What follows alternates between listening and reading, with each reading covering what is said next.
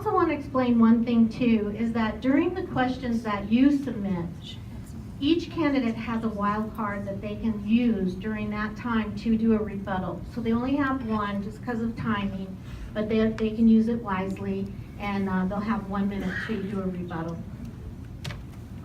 So the next question is, why should the citizens of Prescott vote for you specifically? And Connie, I'm not trying to pick on you, but there's 4, so I'll start here. Oh, sure. Each gets a turn. And that's for 1 minute. I think you're gonna, 1 minute, now it's 50 seconds. Vote for me, because I am one voice of 7. That's a loud voice, a voice of common sense, that will try to do the right thing for the citizens as a whole. I'm not much of pumping myself up, but I think my track record speaks for itself, and anyone that wants to know further, they can come and talk to me. Thank you.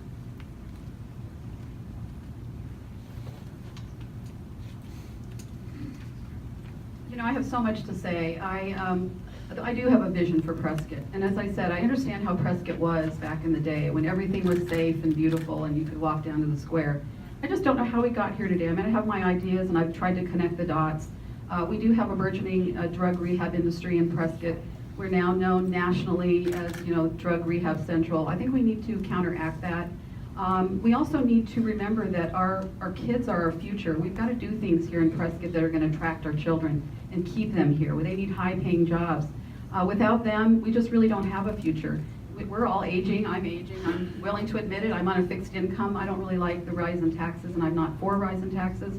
But we do have to really encourage these kids to stay here and give them some of the things that that they want. And also keep in mind we need to preserve what we have here, our rich history.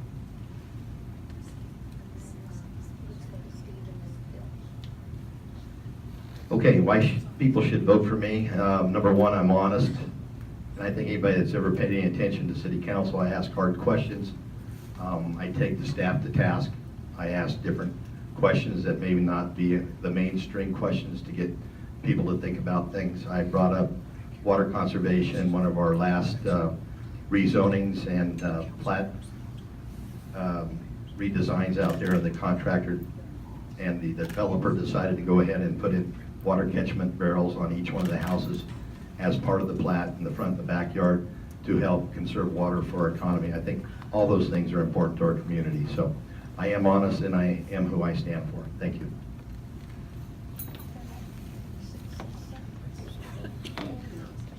Obviously, I have a lot of issues that I'm very concerned about, but rather than just making statements or positions that are just hollow words, I've been deeply involved in organizations throughout the community. I am a commissioner on the Planning and Zoning Commission, so I'm very concerned about growth, how we can manage that growth and manage it in a way that doesn't have a negative impact on congestion and traffic. I'm a public policy chairman for the Citizens Tax Committee, so I've been studying these tax issues extensively over the last many years. I'm also involved in community development from a involvement in economic development. I attend the airport meetings, so we know what the airport is doing. And I'm also on the Public Policy Commission Committee for the Citizens Water Advisory Group. So I get involved, I do the research, and I can make really good decisions for the best interest of the city.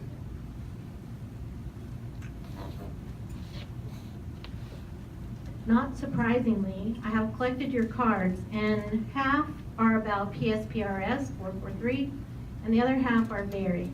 Some are just to the mayoral candidates, so I've sort of divided them up, and I'll try to go with the most general, and we'll get to PSPRS, I'm sure, but let's don't start there. I think we've all heard a lot about that. So this one actually says, other than PSPRS, what do you feel is the most pressing problem facing Prescott and why? So we'll start with Connie. That's an easy one for me. It's economic development. And I hate to beat a dead horse on that too. I served a year on the Prescott Economic Advisory Committee. I was privy to a lot of information that was actually kind of disturbing, to be honest with you. There are things that we need to do, and what we need to do is we need to make a promise to these people. If you come here and open up a business, we're going to provide certain things to you. And to date, I honestly haven't seen that. As a businesswoman, it was a difficult process setting up my business here from the very beginning and to the very end. That's setting up 2 businesses and getting them running. We do have a reputation, and it came out in the committee with many of the members that also have businesses here, that the city basically is a hard place to work with. I would love to be able to change that or affect some change. Yep, just go, just, You just go. no, get, Oh. stay in the right order. I don't want any. Can you ask that question again? Other than PSPRS. Other than PSPRS, what do you feel is the most pressing problem facing Prescott NY, and it's other than PSPRS? Again, I'll go back and tell you, I think, how important the airport is. In the lands around the airport, it brings in commerce, it creates opportunities to keep our families and our kids here. It creates a lot of different things that we have been missing out on. We have a great school with Embry-Riddle. We have the Forest Service slurry bombers. We have a hub out there that has been underutilized, and I think from my standpoint, we need to move as quickly as we can to put in a brand new terminal and to create interconnections for air travel to not only bring in customers to fly, have people be able to fly out of Prescott and stimulate commerce out of the airport and make it a regional airport with cooperation from the Quad City area, not only just Prescott, Arizona, but a regional transit authority out there.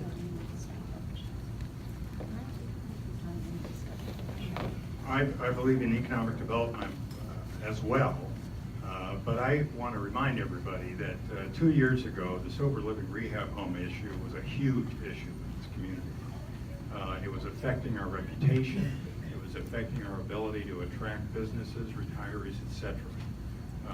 I fortunately volunteered and was appointed as the co-chairman of the Mayor's Sober Living Home Committee. And since we've been able to get the regulations passed, thanks to Representative Campbell, and get an ordinance put into effect at the beginning of this year, we need to continue to monitor that issue. We need to continue to make sure we enforce it, and we need to continue to keep it as a minimally impacting issue with our neighborhoods. So I think that's something that needs to be continued to be monitored.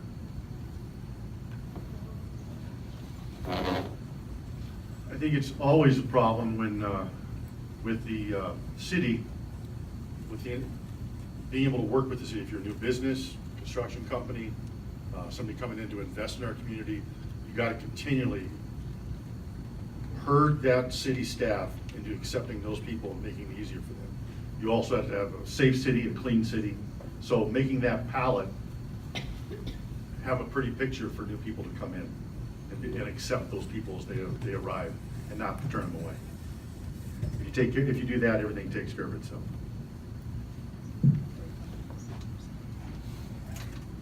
Next question? Go ahead and take, Steve. Steve.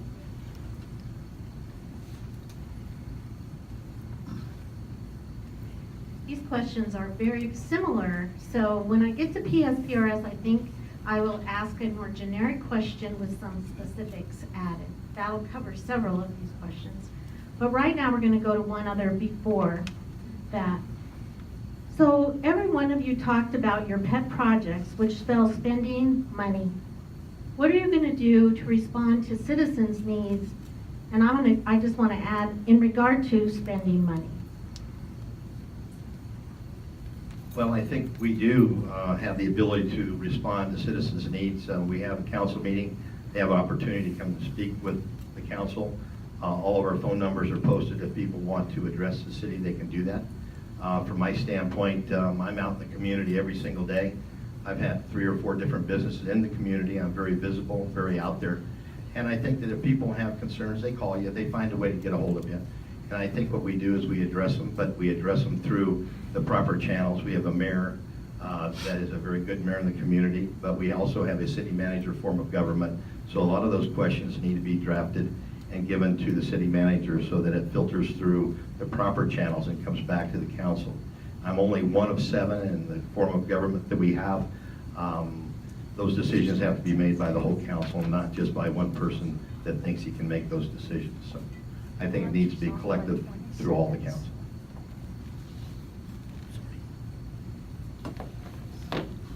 Well, first of all, the money that we have is your money. I believe that governments exist to provide essential services. And the notion that city government and the funds that the government has to manage are some kind of a piggy bank that every special interest tries to approach and ask for a handout. That's not the essential function of government. We're here to provide essential services that you can't. We need to provide police and fire protection, clean water, essential services. And I think from that perspective, we will, and I intend to make sure that we manage those dollars as efficiently as possible and provide the most effective services to the community.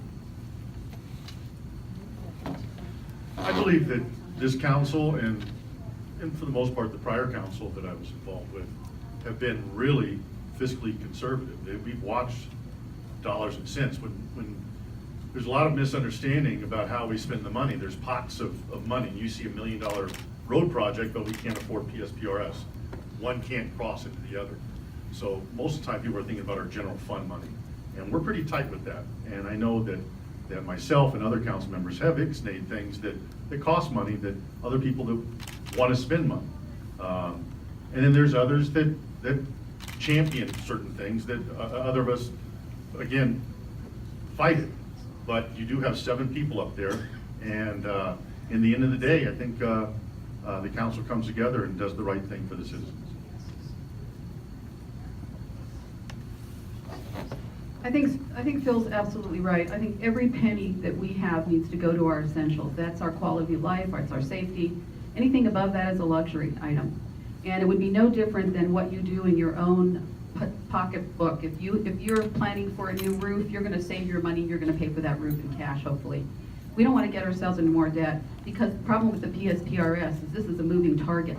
It may be one price today, what we owe, but that is going to go up, I can guarantee you. When you have something that is tied to the stock market, anybody knows that has any investments at all, this is a moving target. So I would like to prioritize, pay for our essentials. Anything we have above that, we need to go to where we get the most money, and that is tourism. We need to enhance this city so we have more tourists, therefore more tax dollars to go to the things that we need.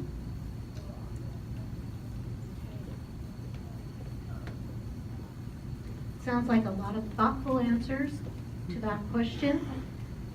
So now we're going to go to PSPRS. I know that this is the big elephant in the room, but it's one that we do need to address. So with all of the cards I have on that, what I would like to know, many of these say, are you for it or are you against it? Yes, no. Yeah, yes, no, and why? And will you actively replace PSPRS regardless of what happens to 443? In other words, will you work at the state level to correct the problem? And let me see, there's that one pretty much is covered. I'll give you a couple of minutes on this one.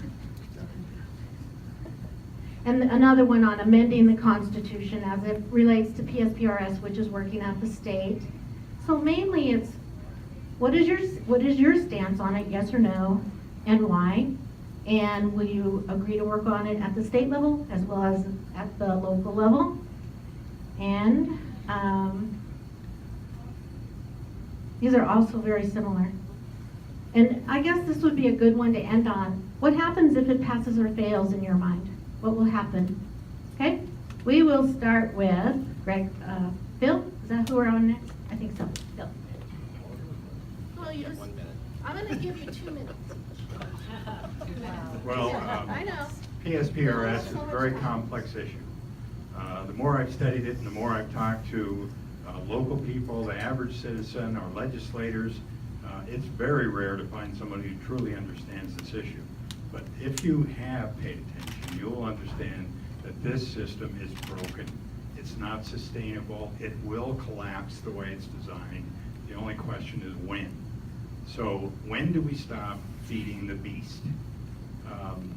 We have two state legislators that just today were given the authority to lead a study session throughout the state to educate the entire state and all the entities within the system about how dire this system is. We need to give them a chance to move forward, engage the state in some legitimate, true reform. And until that happens, we shouldn't be rushing to tax. We have substantial resources within the city that we can manage over the short term for a number of years, and taxing should not be our first solution. We can streamline government, we've got surplus properties, there's a lot of things that we can do now while a real reform is happening. And you're right, the only way to truly reform the system is to take off the constitutional protections that we established and gave to the system in 1998. But there are things that can be done today through the government and through the legislature that can reduce the impact and give us a breathing room while reform progresses. So no, I don't support it. Thank you. Yes, I support 443. Out there. That's a very clear yes, and I will not go but or speak the other way to confuse you. 443 is a necessity. If I don't get elected and 443 does get passed, I've done my job. That's how important it is to my community. 443 needs to pass. The state needs to do their end, but I'm not willing to be the sacrificial lamb diving into a nosedive waiting for that to happen. It will happen, but I'd rather another plane crash and we're not on board. So yes, I am in favor of 443, and it needs to be fixed on the state level, and it will once some communities do collapsing, like the House of Cards. But I don't want to be in that House of Cards. I want to take care of myself, ourselves, and we continue growing as a community. Thank you. I'm also supporting 443, but I'm doing it with my eyes wide open. And what I've done is I've actually gone down to Phoenix, and I went to a large law firm, and I consulted with an attorney who actually, his expertise is in municipality bankruptcies. And I asked him, I said, what is the city of Prescott going to look like if that happens to us? And it's not a pretty picture. We have to do everything we can. And everybody in this room is going to have to take a haircut. We're just going to have to do whatever we need to do, make sure that this thing is paid down. We have a responsibility to pay it. It's our liability. And it wasn't our fault the money was lost. That happened through the stock market and a series of events, the collapse of the .com and also the real estate bubble. Once you understand that, it wasn't our fault, but we cannot let these men down. My son is a firefighter, and he's counting on that for his future. We do have to take care of this. And the other thing about not supporting it is I'm afraid that it's going to be modified. We're still going to own that. We're still going to owe that money. But what happens when they go down there, and if you spend any time around the legislature, Noel and David can tell you, I don't have any hopes that this is going to be resolved anytime soon. And you cannot discount the power of the firefighters union and the other unions. So there are a lot of things that have to be taken into account when you decide on this issue. Well, thank you for the question. It's a tough one. I like to look at myself as a community legislator and not a butcher. And what 443 has put us in a position in is being a butcher. We've had to cut services. We've had to cut all kinds of things in the community. And what everybody fails to remember is when you're in the budget session, if 443 does not pass, is the outcome of what happens on the other end. And last year during the budget session, based upon the amount of money that we had to pay by a judgment of a judge, and I was obligated by the law to uphold the Constitution and the things that we have to do, we don't have the money. We've already picked the low-hanging fruit from our people out there that work for the city of Prescott. We've already picked everything out there that makes any difference. We have a few properties left to sell, but it doesn't get us to where we need to be. And if 443 doesn't pass, it is plain and simple that the library will be closed another day of the week, maybe two. We will reduce the fire department by 2 or 3 people again. We already had to do that once. We're going to black out or brown out a fire station. You want to talk about quality of life in this community? I know everybody hates taxes, but government can't function without taxes, regardless of what you think. And I think there are two parallels. There's a parallel of the city for us to do our obligation, which the judge said we had to do. But the other parallel is to work with our state representatives to get both of these things done. If at the state level they get things done that will help offset the need for the tax, then the tax can retire earlier. But we have an obligation to this community for public safety and for the quality of life to have 443 pass. That's just plain and simple. The backside of it is detrimental. Thank you.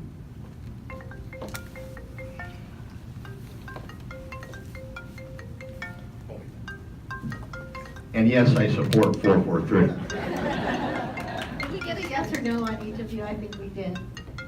So some of your questions show your passion for this election because they're not questions. Some of them are statements of how you feel. So if I skip a few, it's because they're really not a question. If you wrote a statement, you might want to rewrite it and resubmit it. We'll try to get them in. The next question is, again, on several cards. So it says, I'm going to pick one that kind of generalizes it. And I'm going to give them one last question because I think we don't want to end on just PSPRS. I'd like to end on something else for a change. So this is going to be a question probably for both sides, but I'll start over here so you guys will have a nice advantage. What is your plans or ideas to reduce the size and cost of city government? And there's a specific here. Do you support contracting out? Another one is, how do you support tourism? And I thought here's one more. And what new ideas do you have to help increase our development, if you do agree with it, or what do you want to do if you don't? Okay, we're going to start with feel good. So it's on the development of our city, bringing in businesses and so forth. Okay. Well, I think we need to support the upgrading and improved efficiency of our airport. If we're going to attract the right kind of businesses, the ones that are high-tech, low impact on water demand, on congestion and things like that, we're going to need an airport and the services of that airport that are reliable for commuting, that have modern aviation facilities. We need to upgrade our terminal. The landing facilities need to be upgraded, and we can leverage a very modest investment by the city with a number of grants and matching funds that will really give us a modern regional airport. And we need to make sure that the rest of our communities understand that this is a regional facility that will benefit everyone. With those kinds of facilities, I think we can continue to support some of the economic outreach that our new economic development consultant, Jim Robb, has done. We've got high-tech CEOs coming in to visit the city in the next few months. We're proposing some technology incubators and things like that. Those would be wonderful things to continue to support. But we need to increase our tourism attractions.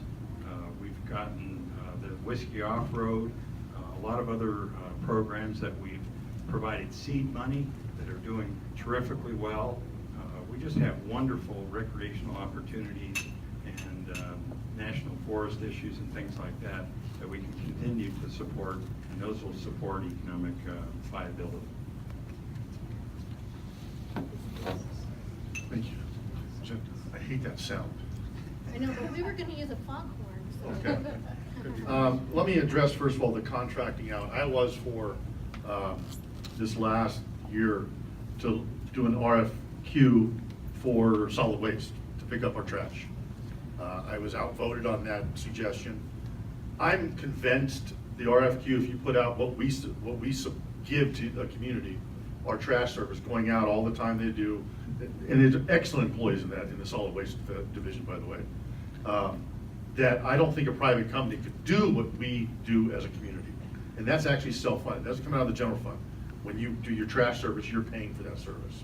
So to answer your question, yes, I'm all for looking outside the box, and if we can privatize it and get the same service that you expect, then yeah, I'm for that. For economic development, we have an economic machine in this town, beyond tourism.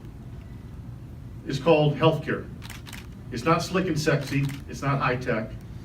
We can't have every job for every person that wants a job in this town.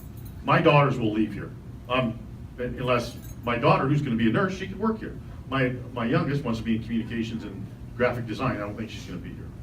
So that's something you have to accept. But we have doctors, nurses, we have x-ray technicians, we have retirement homes. It's here, economic development is here. Can you repeat the question for me, please, Linda? It was about business development. How do you support it? What do you see it looking like moving forward for the city? Well, I actually, in the contracting out part of it. I support contracting out. I don't believe a city needs to be in every single business. We don't need to own all these things. We need to prioritize what brings in the most money. And then if we have to let that other department go, then that has to happen. As far as economic development, again, having spent a year on the Economic Advisory Committee, we've had zero. We had one, I would say larger, I think they employed 15 people come here in the last 5 years, and that was a company called Vinyl Visions. But we've had basically nothing since then. We've had a lot of smaller entrepreneurial businesses open up and then very quickly go out of business. This is a tough market here. But again, when you are attracting businesses here, you have to give them the things that they would want to have here to come and invest millions of dollars. I have brought representatives from Phoenix that have done some of the most incredible things down there in terms of economic development. And many, many, many of them have said to me, this city is looking a little tattered. We'll take another look in a few years. And to my knowledge, the city council really hasn't done much to really repair that. So we do need, my vision is to repair that and give these economic developers, something to really bank on when they come here and want to invest in this place. I invest here because my family's here. Thank you. It's a wild card. Not yet, but in a minute. In a minute, you can use it for whatever topic you want. Well, there's definitely difference between candidates, and I can wholeheartedly disagree with her the most. And the fact of our downtown is probably the most beautiful downtown that there is in the state of Arizona. We put in planners, we got a lot of neat things going on out there, and there's no boarded up facilities down there like there was in 1974 when I was in high school. We have a vibrant downtown, and it's an absolutely stunning place to do commerce. As far as I'm concerned, contracting out should be the first and most that the city looks at, and we have looked at that a lot. It comes up quite often. I will share with you, I don't do anything individually. We do it as a council collectively, and collectively we looked at privatizing the golf course. We did that. We moved those employees into the private sector so that they're not on the city's payroll. We also took a group of people out at the airport. We turned our fueling facility into a private facility. It's operated by a private company now called Legend Aviation. All those employees that work for the city of Prescott work for Legend Aviation. It's a private company providing fuel services to Embry-Riddle, all the corporate planes that come into our airport. Airport commerce is important. We have changed our city to a positive thing by looking at different areas where we can privatize when they make sense to do so. But it's also about keeping costs low for our citizens, and that's part of our job, is to evaluate every single one and do the right thing for this community. That's why you elected us to do the things that you don't want to do, and I'm proud of that.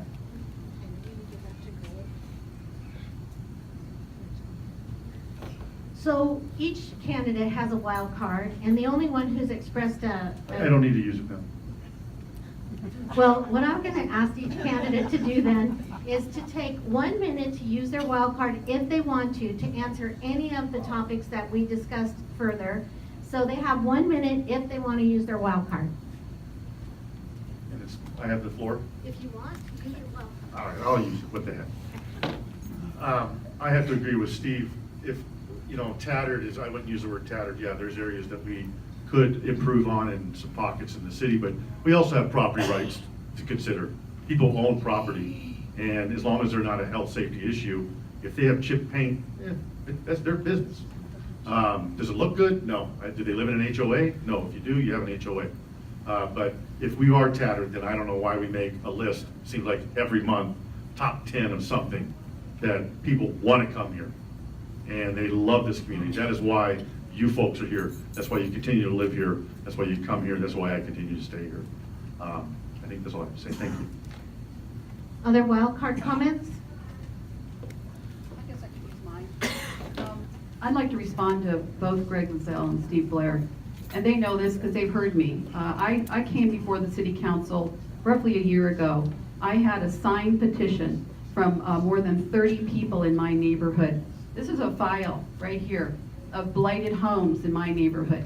And let me tell you something, if you think anybody that's gonna come here and wanna live in this town and bring millions of dollars for economic development, you think they're not smart enough to drive through the neighborhoods or even just get on the internet and look and see what's happening here? I don't like it either.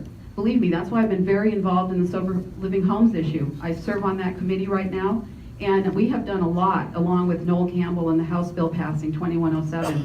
I do this because I do want these people to come here, and they need to invest their money here, but we need to give them back something, and that thing is to take care of our neighborhoods. By the way, I got no response from the city council. Not one member responded to me on that. Thank you. Okay, and, Steve's gonna use his wild card. Yeah, you know, I've got a house next to my house and it's tethered. You know what? That's how they choose to live. And whether Connie thinks that everything should look like Sedona or Scottsdale, that's not Prescott. From my standpoint, the city council is not a regulator of somebody's private property rights. When it gets to that, we have code enforcement people that go around and they will write them a citation or whatever the case may be. But from my standpoint, and I've been here a long time, I think this community has evolved into being a wonderful place to live. That's why we all are here. And I just hope that we don't get to the point where we love this place to death. You know, we get accolades day in and day out, and those accolades don't come by happenstance. They come for a big reason. That's because of the people we have live here, and also the government that has been in power for the last several years to make Prescott the quality of place that it is. So I wholeheartedly disagree. Don't make Jay break that glass. Okay, and then for the last 1 minute wild card will be Feel Good. I want to bring up the issue of growth. As a commissioner on the Planning and Zoning Commission, let me ask you a question. How many people in this audience have read the city's general plan that we voted on last year? Not too many. That plan is over 100 pages long. And in that plan, there's a focus on a larger scale development. And in my opinion, we have to be very, very careful on approving modest development and not these large planned area developments on the periphery of the city that we're then annexing and having to extend police and fire protection out that puts more stress on our general fund. We have the ability to grow within the city with our own current grandfathered water rights as many as 50%, but they're individual lots at a time. So I think we have to be very careful about how we grow, and we have to be very careful about how the city perceives growth. So I'm for very modest growth and very strict and efficient water management. Thank you.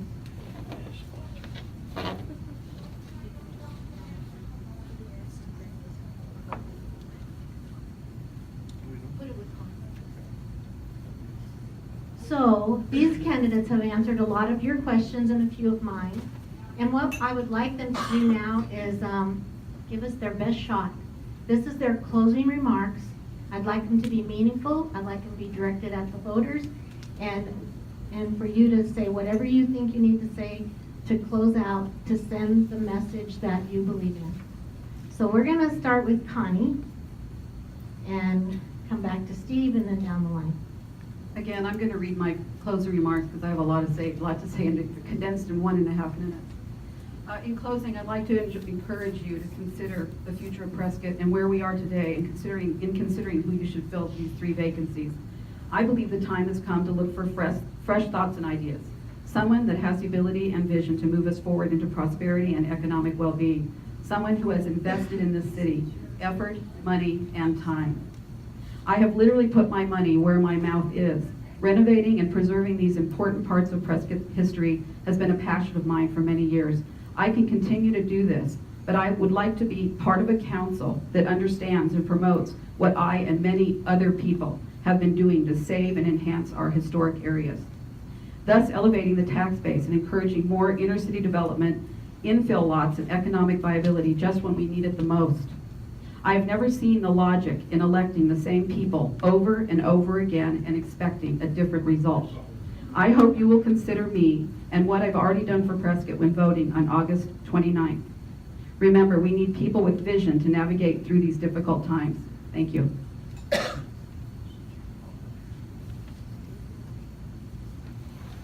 Well, thank you, and I guess hopefully my vision aren't through different classes, but being a born and raised native, I do have a vision. That vision is to continue to do the best for this community, not only short term, but also long term. That has to do with quality of life issues, long range water management, has to do with transportation, whether it's an airport or through driving around downtown Prescott. Also, as a representative closest to the people of the city of Prescott, is to work with our state representatives to create change within documentation of the state to change some of the things that hamstring our community. And some of those things that hamstring our community is the ability where we can't charge impact fees for police and fire. We must know that when people come here from other places to live in Prescott, they create a draw on the infrastructure, whether it be water, sewer. We can charge an impact fee for water and sewer, but the state precludes us from doing that for fire and police. So as we develop in this community, we have no way to provide those services without raiding our general fund and having other problems along with PSPRS. I think we all need to work better for the place we call Prescott, Arizona, everybody's hometown. And it indeed is everybody's hometown. And it has become that way because of the policies set by the past and hopefully the future city councils. So thank you, and I ask for your vote.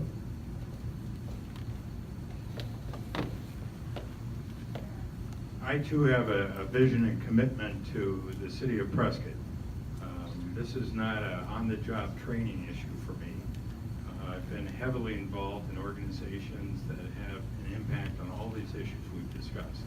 My position with the Citizens Tax Committee, my position with the Citizens Water Advisory Group, my position with the Zoning and Planning Commission here in the city. I have a very close relationship with all of our state legislative district, congressional representatives. I'm on a first name basis with our U.S. senators, our congressmen, our state representatives, our state senators, our state treasurer. When we need resources for the city, I have the relationships that can reach out and access those. So these are going to be complex times, and they're going to be complex issues that have to be dealt with. I have the professional experience and the local experience to make well-thought, well-researched decisions, and I ask for your support and your vote. Well, closing remarks almost said it like adios. I have to say that the first 2 years of my term was a learning curve. The last 2 years, I think I've really gotten a lot done, fighting for the citizens, trying to streamline things in the city. The next 4 years, I'll hit the ground running. And if you give me your vote, we can continue doing. City council hires 4 employees. That's all we have as city council. We have the manager, the attorney, the clerk, and the judge. That's the only people we hire and fire. Everybody else in the city works for those 4 people. So we have to get that leadership in place, let them do their job, be the voice and the conduit for you to those people so we can address your issues. And I ask for your vote. Thank you. Thank you. That concludes the city council portion of the forum.